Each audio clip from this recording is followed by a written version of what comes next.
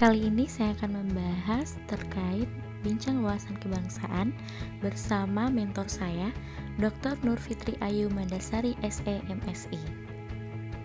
Assalamualaikum warahmatullahi wabarakatuh, Bu. Perkenalkan, nama saya Putri Ayu Landari. Saat ini saya sedang mengikuti pelatihan dasar CPNS kelompok 2, gelombang 3 angkatan 10. Saat ini saya juga ingin berbincang-bincang dengan Ibu terkait isu nilai wawasan kebangsaan. Wawasan kebangsaan itu sendiri, kita kan mengenal adanya 4 konsensus, yang dimana diantaranya Pancasila, Undang-Undang Dasar 1945, Bhinneka Tunggal Ika, dan Negara Kesatuan Republik Indonesia. Nah, menurut pandangan Ibu, bagaimana nilai 4 konsensus ini sendiri bisa kita terapkan dalam posisi kita sebagai pengajar untuk peserta didik kita atau mahasiswa dan mahasiswi kita? Mirip namanya dengan saya ya. Penting sekali untuk selalu kita singgung, untuk selalu kita ingatkan peserta didik kita tentang konsensus tadi yang Putri sebutkan ya. Tidak berarti kita menyuruh mereka menghafalnya, tapi kayak misalnya, sorry back sound-nya.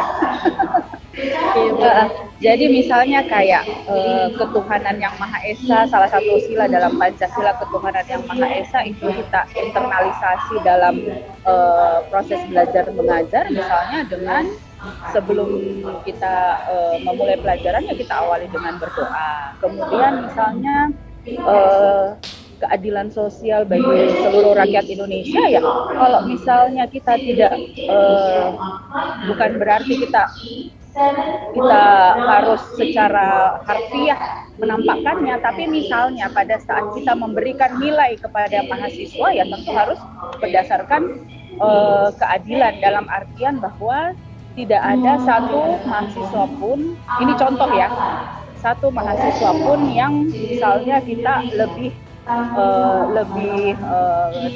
anggap jadi apa ya, anak emas dibandingkan dengan yang lain karena misalnya kesamaan suku ataupun kesamaan agama. Jadi kita harus melihatnya secara egaliter semuanya gitu ya, dan kita menilai kompetensi mahasiswa kita secara objektif. Nah, itu adalah salah satu contoh tindakan yang secara tidak langsung mengajarkan kepada peserta didik kita tentang inti dari nilai-nilai konsensus tadi.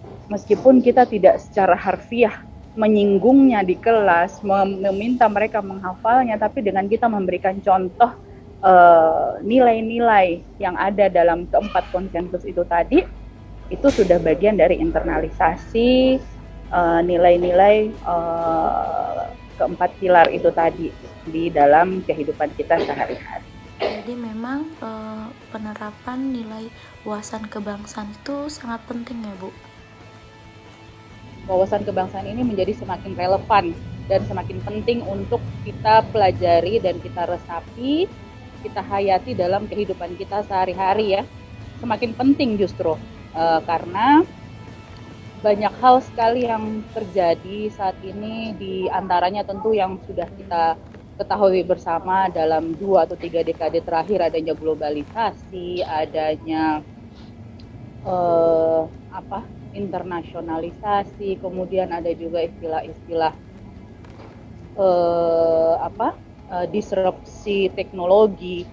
Hal-hal tersebut sangat rentan dan sangat berisiko untuk bisa menginfiltrasi nilai-nilai yang seharusnya kita miliki sebagai suatu anak bangsa atau putra-putri bangsa, khususnya untuk di perguruan tinggi. Justru itu sangat relevan ya, karena pertama-tama mungkin dari sudut pandang mahasiswa atau peserta didik kita ya, mereka di usia-usia yang sangat rentan dengan berbagai macam informasi yang masuk ya. Mereka sangat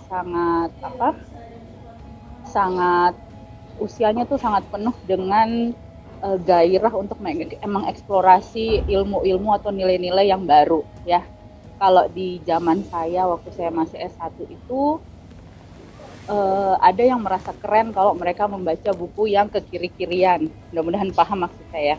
Ada juga yang merasa keren kalau dia sudah membaca buku yang ke kanan-kananan. Nah, hal-hal yang seperti itu yang akan membawa pada ekstremisme dan juga tentu mengakibatkan kalau misalnya kita tidak bisa sebagai pendidik, kita tidak bisa, dan juga mungkin pengelola ya, kalau saya sebagai unsur pengelola, kalau kita tidak bisa mengelola hal tersebut dengan baik, mengantisipasi hal tersebut dengan baik, tentu kita akan kehilangan arah juga dalam memberikan didikan yang baik kepada mahasiswa peserta didik kita. Ini pertanyaan saya yang terakhir, Bu. Ini menurut pandangan Ibu saja, bagaimana penerapan untuk menumbuhkan nilai kewawasan kebangsaan ini kepada peserta didik kita, mahasiswa-mahasiswi ini, yang dilakukan di Universitas Sulawesi Barat itu sudah efektif atau belum dikatakan efektif sampai saat ini? Sejauh ini saya belum bisa berani mengatakan bahwa sudah 100% ya. Sudah 100% terinfiltrasi atau terinternalisasi dalam benak maupun nilai keseharian mahasiswa kita ya. Belum lagi mahasiswa, belum lagi juga dosennya gitu ya, karena saya masih melihat ada ego kedaerahan yang secara tidak sadar disinggung ataupun secara tidak sadar terwujud dalam perilaku sehari-hari sivitas akademik yang saya perhatikan ya, meskipun mereka secara tidak sadar atau secara tidak langsung bersikap atau berperilaku seperti itu, sehingga saya belum bisa mengatakan bahwa itu sudah 100% terinternalisasi apa-apa yang kita coba terapkan dalam kurikulum maupun peraturan-peraturan dan edaran-edaran yang ditetapkan baik oleh kementerian maupun oleh universitas sendiri gitu ya. Jadi memang masih cukup panjang kita punya PR, dan yang terpenting sebenarnya bagaimana pandangan kita sendiri terhadap kesetaraan itu, egaliter itu. Kalau misalnya kita sudah memahami dan menyetujui dan menghayati dan menerapkannya sehari-hari, secara tidak langsung juga kita mengajarkan orang-orang yang ada di sekitar kita dan juga mahasiswa-mahasiswa kita untuk